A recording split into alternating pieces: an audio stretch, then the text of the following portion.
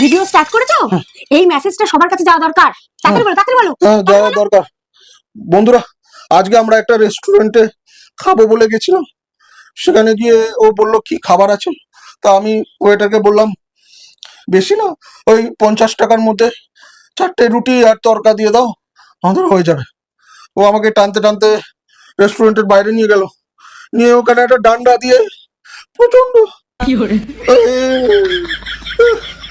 তাই তোমরা এরপর থেকে কখনো রেস্টুরেন্টে খেতে গেলে বউকে নিয়ে বউয়ের কথা মতো 50 টাকা না, কমসে কম 500 না 5,000 টাকা তোমরা খরচা করো। দেখো, সেই ঘুরে ফিরে ওষুধপত্র ডাক্তার খরচা 5,000 টাকা হয়ে যায়।